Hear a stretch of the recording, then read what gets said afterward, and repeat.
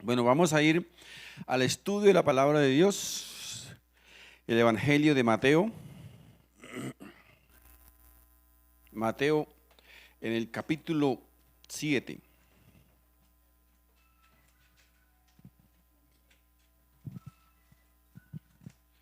Mateo capítulo 7, vamos a leer desde el verso 1 hasta el verso número 5. Tenemos la traducción, nueva traducción viviente. Dice la palabra de Dios: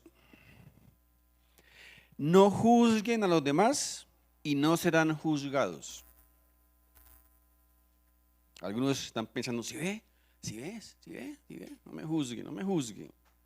No juzguen a los demás y no serán juzgados, pues serán tratados de la misma forma en que traten a los demás. El criterio que usen para juzgar a otros es el criterio con el que se les juzgará a ustedes. ¿Y por qué te preocupas por la astilla en el ojo de tu amigo cuando tú tienes un tronco en el tuyo?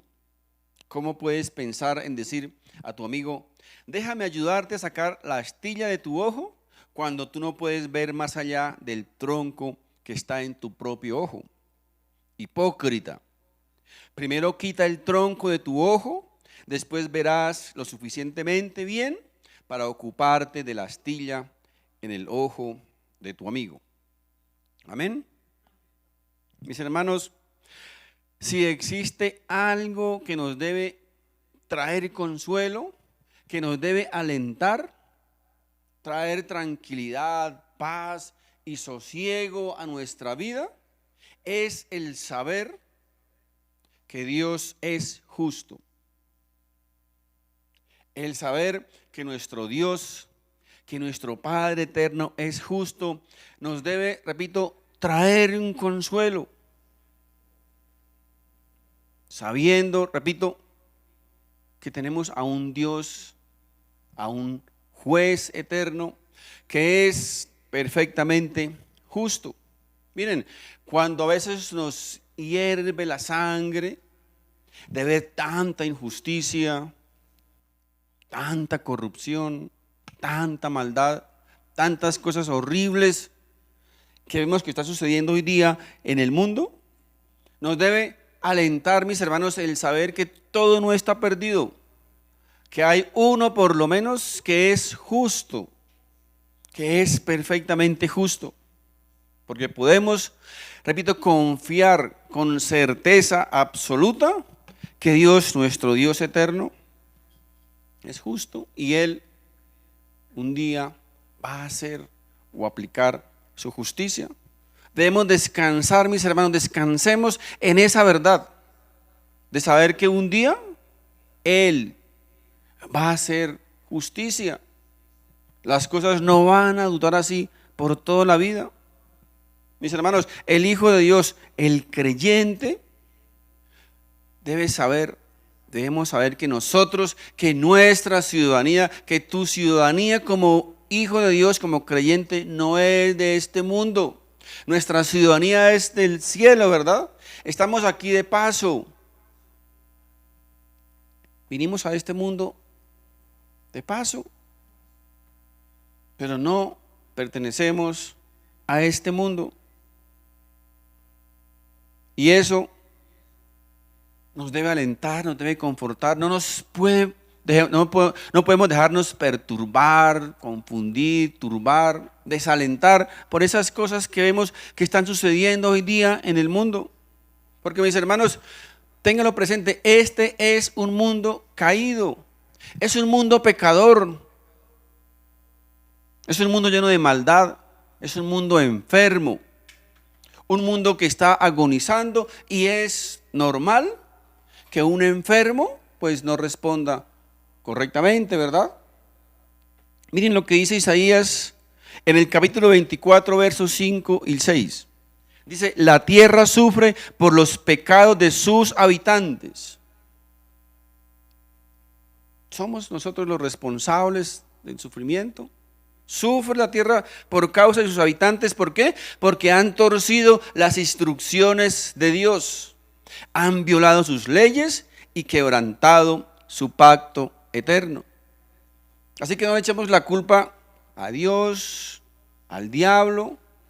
Lo que estamos viviendo, fíjense lo que dice la palabra, es nuestra culpa. El mundo ha torcido las leyes de Dios, ha desobedecido a Dios. Dice, por lo tanto, una maldición consume la tierra. Hay una maldición en la tierra, ¿verdad?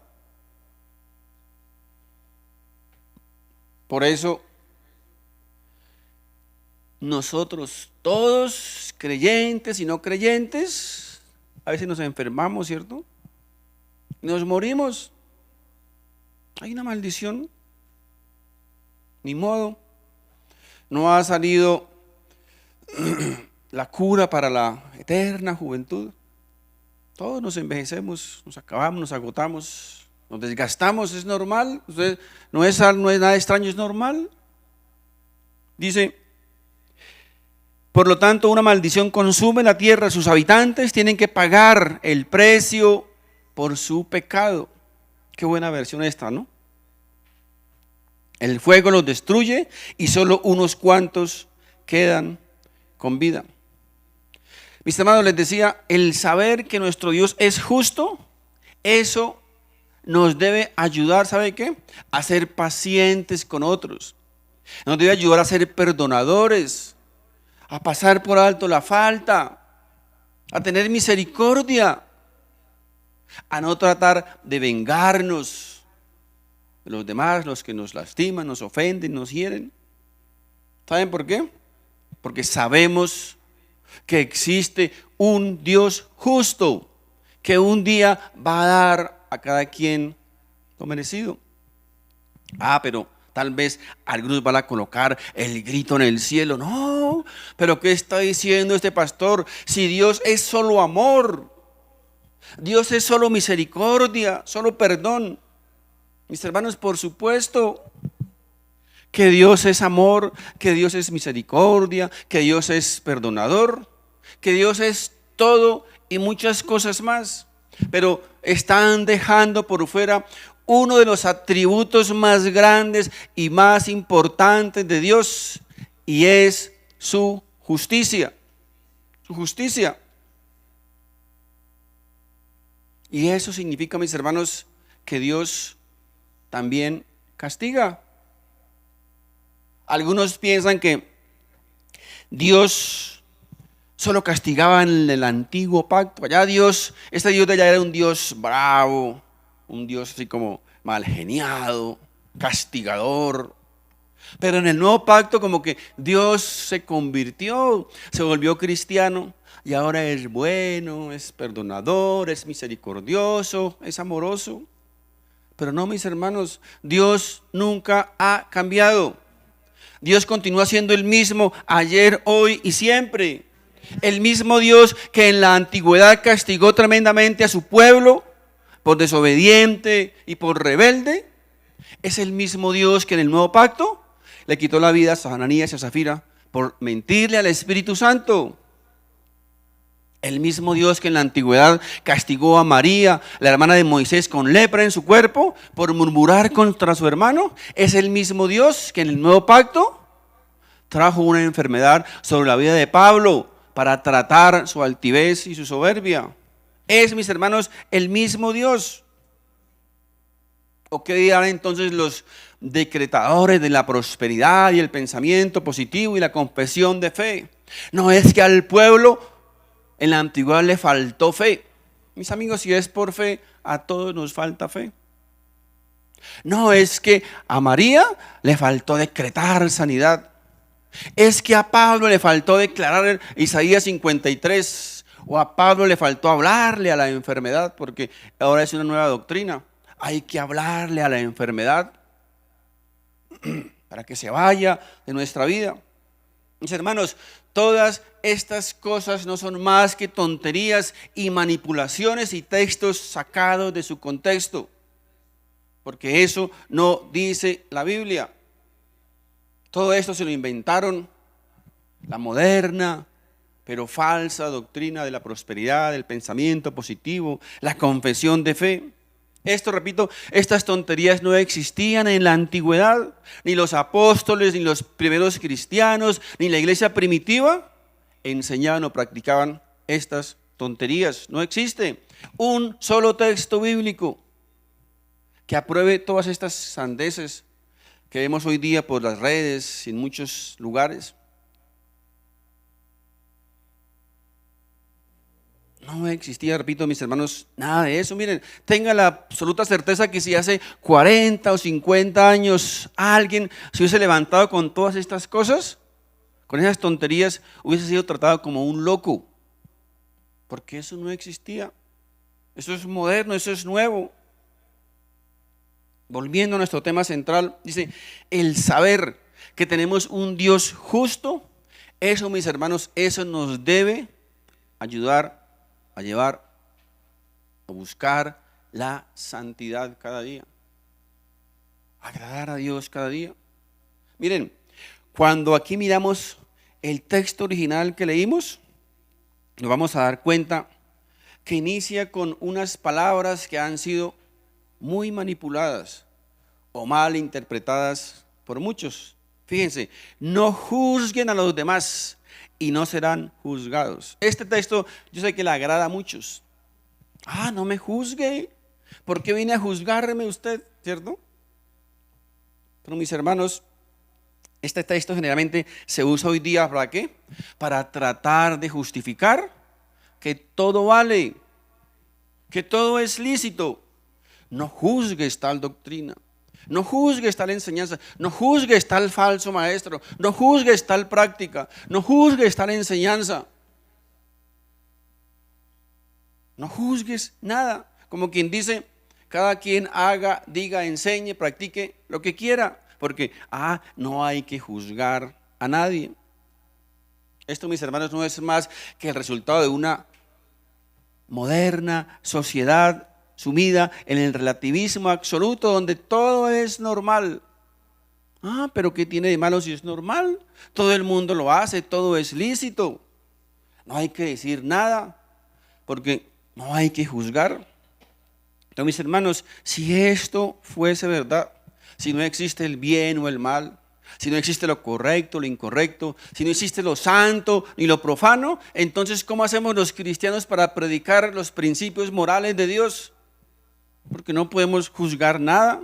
Si este texto, mis hermanos, inicial es cierto, si no podemos juzgar a nadie, entonces un padre tampoco podría disciplinar a su hijo cuando hace algo indebido, incorrecto, y tratar de corregirlo, ¿verdad?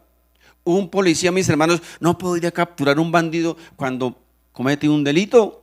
No hay que juzgarlo. Un cristiano no podría predicar nada acerca de lo que a Dios le agrada, porque no podemos juzgar nada. Pero mis hermanos, encontramos en la Biblia que el mismo Dios muchas veces nos manda a que juzguemos. De hecho, Dios mismo instituyó autoridades, ¿verdad? ¿Para qué? Para juzgar, para condenar, para disciplinar. Los padres somos mandados ¿a qué? A disciplinar a nuestros hijos, a corregirlos, a guiarlos. La misma iglesia, ¿qué debe hacer?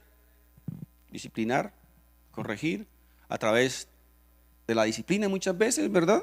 La pregunta entonces es, ¿por qué dice aquí el Señor, no juzguéis? ¿Qué significa esa expresión ahí en ese texto? No juzguéis. Mis hermanos, lo que aquí el Señor está diciendo es que no debemos juzgar de acuerdo a nuestro propio criterio, de acuerdo a lo que tú mismo pienses, de acuerdo a tus propias reglas, a tu propia medida. Fíjense lo que dice el texto, el verso 2 dice, pues serán tratados de la misma forma en que traten a los demás. El criterio que usen para juzgar a otros es el criterio con el que se les juzgará a ustedes. Hermanos, esto aquí da a entender o nos está diciendo que muchos tienen su propio criterio para juzgar a otros. Es decir, tenemos a veces nuestra propia vara de medir, pero para medir a otros, ¿verdad? no a nosotros mismos. Ahora, si con ese mismo criterio, si con esa misma vara de medir que usamos nosotros para juzgar a otro, para medir a otro, si con ese mismo criterio y esa misma vara de medir nos midiéramos nosotros mismos, muchos estaríamos perdidos o condenados. Así que lo que el Señor aquí nos está diciendo es que no debemos juzgar según nuestra propia apariencia. No debemos juzgar con ligereza. No debemos juzgar sin misericordia. Si no dice la Biblia, juzgar con justo juicio, ¿verdad? Es diferente. Con justo juicio, no según nuestra propia opinión, no según mis propias reglas, según mis propios mandamientos, sino juzgar, dice aquí la Biblia, con justo juicio. Como quien dice, no le añadas más mandamientos a los 10. No son 11, ni son 12, ni son 13, son 10.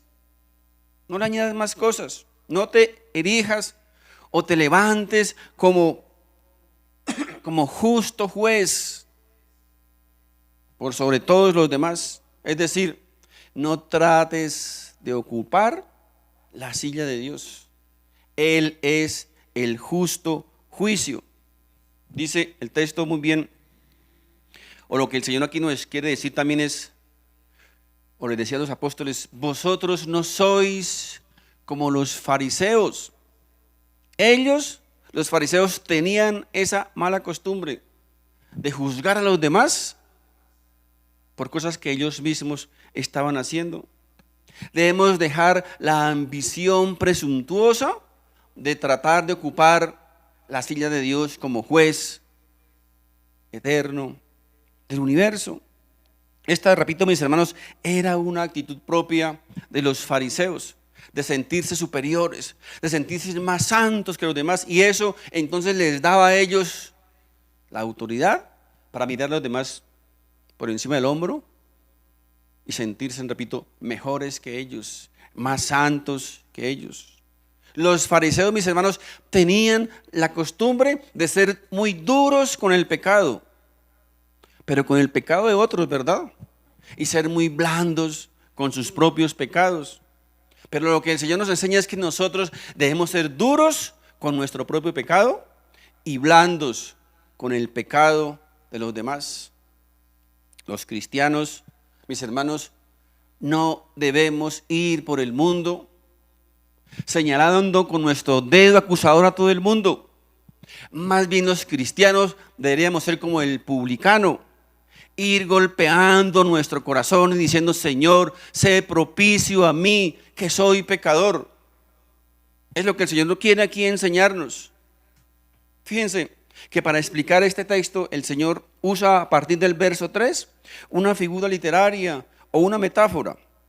Verso 3 al 5 dice, ¿y por qué te preocupas por la astilla en el ojo de tu amigo? No te preocupes por el pecado del otro. Hay un juez justo que lo va a juzgar. Dice, no te preocupes por la astilla en el ojo de tu amigo cuando tú tienes un tronco en el tuyo. ¿Cómo puedes pensar en decirle a tu amigo, déjame ayudarte a sacar la astilla de tu ojo, cuando tú no puedes ver más allá del tronco que está en tu propio ojo? Hipócrita. Primero quita el tronco de tu ojo, después verás lo suficientemente bien para ocuparte de la astilla en el ojo de tu amigo. Aquí, mis hermanos, lo que el Señor está enseñándonos de una manera directa es el efecto impactante del pecado en la vida del ser humano, en la vida del hombre. Mis hermanos, ¿saben qué hace el impacto del pecado en nuestra vida? Hace que comencemos a mirar, a buscar la astilla en el ojo del hermano, a buscar el pecado en el corazón del hermano, en el corazón de otro. Fíjense lo que dice aquí el Señor. ¿Por qué miras al otro? ¿Por qué miras al otro? Como quien dice, mírate a ti mismo, mira tu corazón primero. Esto me recuerda, ¿saben qué? Cuando Yo sé, cuando estaba pequeño, yo sé que a muchos tal vez nos ha ocurrido, cuando estaba pequeño, nos sentaban, llegaban, nos servían el almuercito ahí los hermanos. ¿Qué hace uno de chino? ¿Qué hace uno? Empieza a mirar el plato del vecino, ¿cierto? Y él llega el grito del papá, ¿qué hace mirando el plato de tu hermano? Mira tu plato. Es lo que aquí el Señor nos está diciendo. ¿Qué haces mirando el pecado en otro? ¿Qué haces mirando el corazón de los demás? Mira tu propio corazón.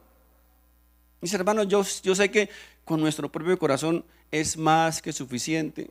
Tenemos mucho que hacer con nuestro propio corazón para estar mirando el plato de los demás. ¿Saben cuál es la tendencia del ser humano? Normalmente, que entre más pecado hay en nuestra vida, más queremos rebuscar el pecado en el corazón de otro. ¿Saben por qué? Porque entre más pecado hallemos en otro, nuestro pecado lo vamos a ver más pequeñito. Esa es la tendencia del ser humano. Somos un genio, somos expertos, somos máster, graduados en Harvard, para buscar, para escudriñar el pecado, pero en el corazón de otros. Pero somos muy lentos para buscarlo en el propio corazón, ¿verdad? Usted se imagínese a un enfermo, una persona enferma, en lugar de ir al médico, que es lo correcto, ¿verdad? Entonces el enfermo sale por la ciudad mirando a ver quién está enfermo. Y cuando encuentra un enfermo peor que usted, entonces, ay, se siente bien. No, no estoy tan mal, él está más enfermo que yo. Esa es la tendencia, mis hermanos, del ser humano. Cuando hay pecado oculto en nuestro corazón, mis hermanos, ¿sabe que comenzamos a mirar por encima del hombro a los demás y comenzamos a erigirnos como mejores que los demás? Ah, es que yo soy más santo que él. Yo no me emborracho. Yo no digo esto, pero soy mejor que él. Pero a veces nosotros solamente cuantificamos los pecados que vemos, ¿verdad? Y lo que está allá adentro, la amargura, resentimiento, odio, venganza, tantas cosas que están aquí dentro, esos no cuentan, solo cuentan las que estamos viendo, ¿verdad? Mis hermanos, ¿saben qué más hace el pecado en nuestra vida? Que nos refleja nuestra propia vida en otros. Refleja nuestro pecado en la vida o en el corazón de otros. Fíjense lo que dice el Señor. Ese hombre tiene una viga, tiene un tronco en su ojo. Es decir, está viendo por un solo ojo, ¿cierto? Y con ese solo ojo que está viendo, trata de buscar, de rebuscar en el ojo del otro una basurita. ¿Para qué? Para sentirse igual a él. Él quiere que el otro sea como usted. ¿Cómo sería aquí? Tuertos, ¿verdad? Quiere buscar a un otro para sentirse bien, para sentirse mejor. Lo que hace el pecado, mis hermanos, en nuestra vida es tratar de buscar en otros nuestro mismo pecado. ¿Recuerden para qué? Para sentirnos un poquito mejor. Porque generalmente, miren, aquellos que piensan que los demás son algo es porque ellos mismos lo son. El que piensa que los demás son orgullosos es porque él es un orgulloso. El que piensa que otro es un altivo es porque él es un altivo. El que cree que otro es un ladrón es porque él es un ladrón. Porque, repito, generalmente nosotros reflejamos en otros lo que somos nosotros mismos. El pecado, mis hermanos, que vemos normalmente afuera de otros, es el mismo pecado que estamos batallando dentro de nuestro corazón. Y queremos aliviarlo buscando otro, ¿verdad? Miren, en cierta ocasión dice la Biblia que el Señor Jesús visitó la casa de Lázaro, su amigo, en Betania. Tal vez le invitaron a un asadito, una comidita, y el Señor fue allí a donde Lázaro, su amigo. Dice la historia que estando Jesús allí donde Lázaro, su hermana María llegó con un frasco de perfume finísimo. Dice que era algo supremamente fino, tal vez hoy ni existe. Y ese fino obviamente significaba que valía un platal. Valía mucho dinero. Y esta mujer derramó ese perfume en los pies del Señor y luego secó sus pies con su cabello. Pero hubo allí en la historia un hombre que pegó el grito en el cielo. ¿Cómo se le ocurre a esta mujer gastar ese perfume tan fino, derramarlo así? Si ese lo hubiésemos podido vender por mucho dinero y ayudar a los pobres. ¿Saben quién fue ese hombre? El más hipócrita de todos. Miren lo que dice en la Biblia, no lo digo yo, miren lo que dice la Biblia. Juan capítulo 12, verso 4 y 6 dice: sin embargo, Judas Iscariote, el discípulo que pronto lo traicionaría, dijo: ese perfume valía el salario de un año. Hubiera sido mejor venderlo para dar el dinero a los pobres. Pero no es que a Judas le importaran los pobres, en verdad. Era un ladrón. Y como estaba a cargo del dinero de los discípulos, a menudo robaba una parte para él. Fíjense la hipocresía de esta clase de gentes, una actitud hipócrita, muy parecido a, digamos, los comunistas. Los comunistas les gusta disponer de las cosas de los demás, ¿cierto? Las suyas ni que se las miren. Una actitud farisea. Miren, el fariseísmo, la religiosidad, la hipocresía nos lleva, mis hermanos, a ser muy críticos con nuestro pecado, pero en el ojo de los demás. Eso somos expertos para eso. Miren, ¿sabe qué más el Señor nos quiere aquí enseñar en esta ilustración de la viga en el ojo? Que el pecado en nuestra vida nos ciega. Nos ciega totalmente para ver nuestro propio pecado, para ver nuestro propio corazón. ¿Recuerdan al rey David? Gran hombre, ¿verdad? Gran hombre de Dios. Un hombre que amaba a Dios. Pero David, mis hermanos, cayó en bajo, detestable, tenebroso y atroz pecado. Se equivocó tremendamente, mis hermanos.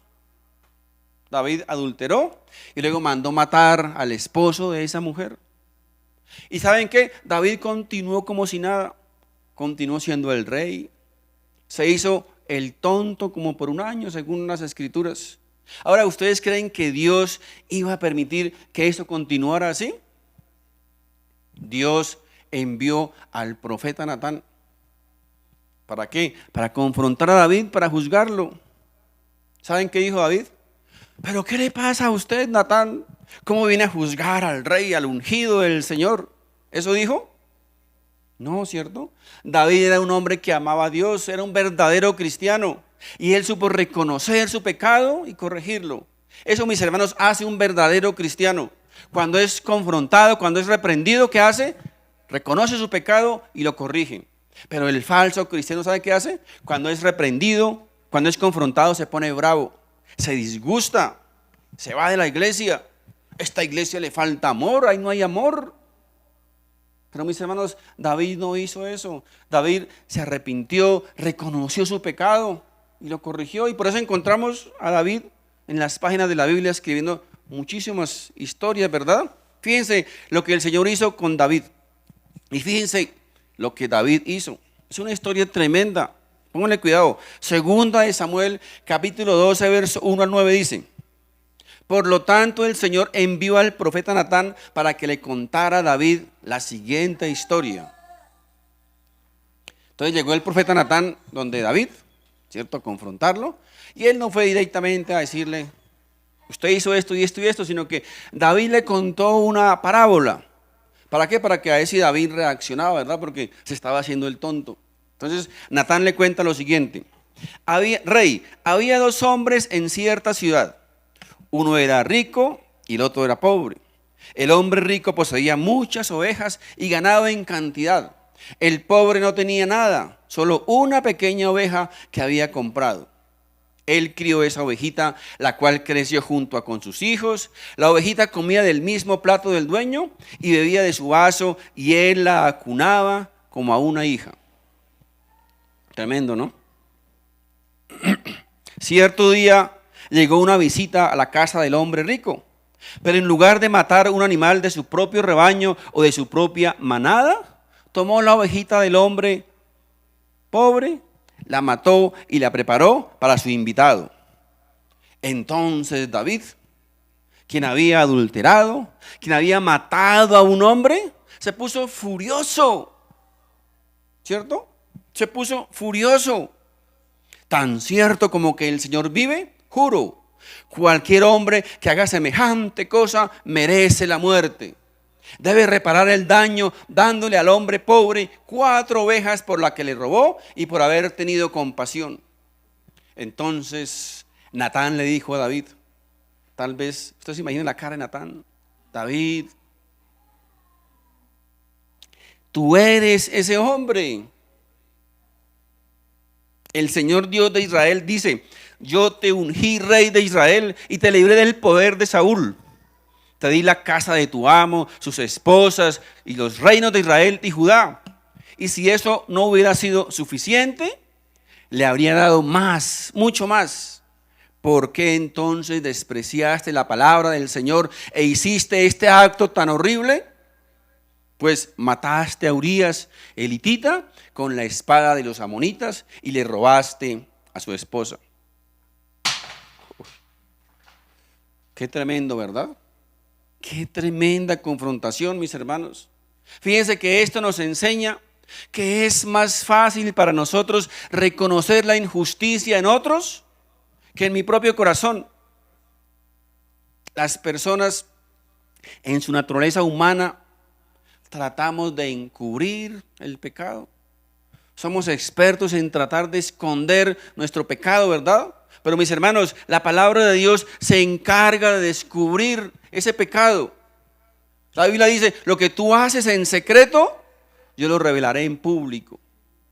Porque Dios no puede ser burlado.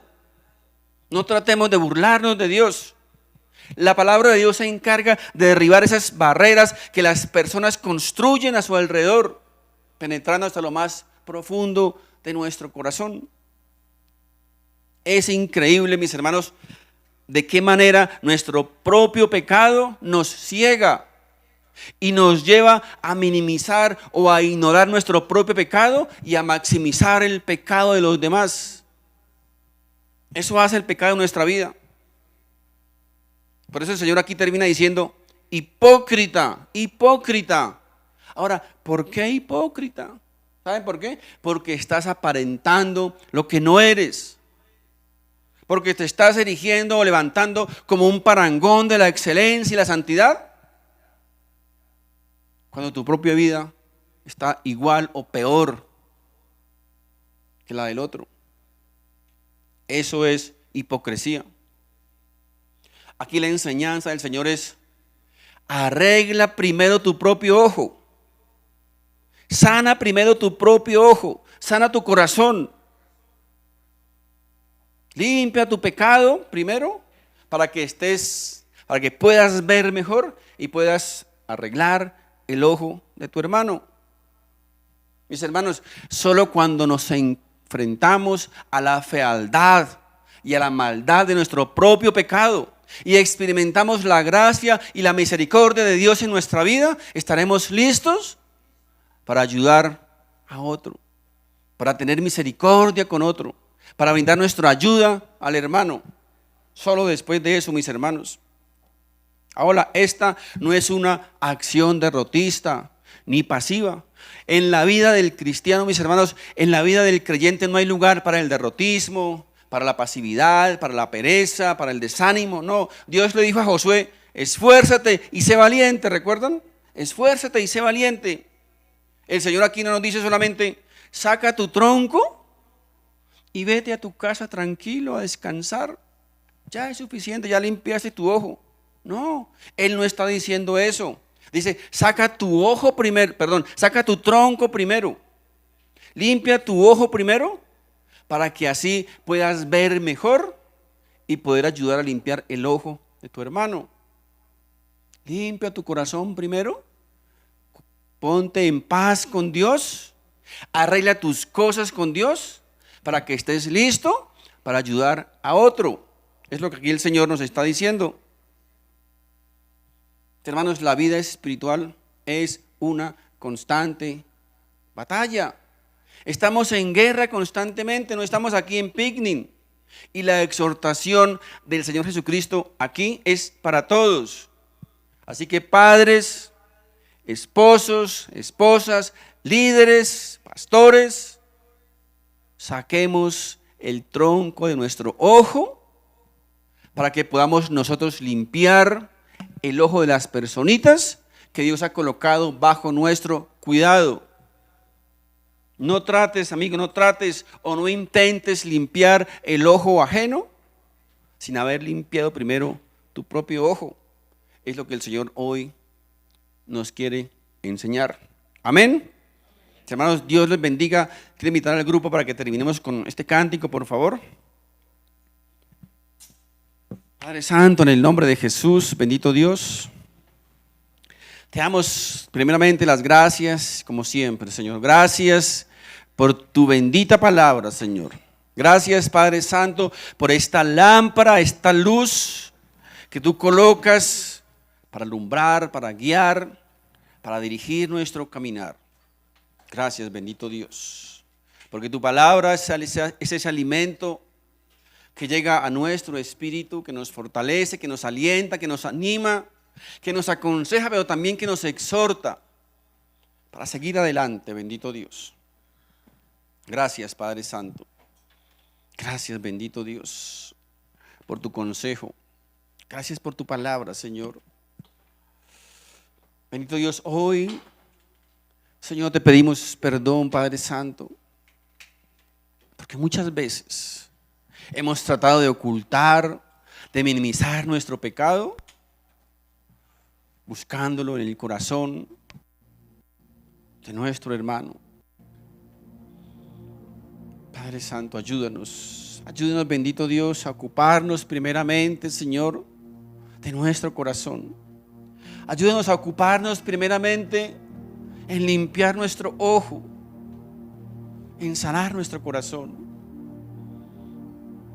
para que de esa manera podamos guiar, enseñar, corregir al hermano, nuestro hijo, cónyuge. Bendito Dios, perdónanos, Padre Santo, cuando hemos querido ocupar, Señor, tu silla de juez. Perdónanos, Padre Santo, cuando hemos juzgado sin misericordia, cuando hemos juzgado a prisa, sin conocimiento de causa. Ayúdenos, bendito Dios, a sanar nuestro propio corazón. Gracias, mi Rey. Gracias, Padre Santo. Que tu palabra, Señor,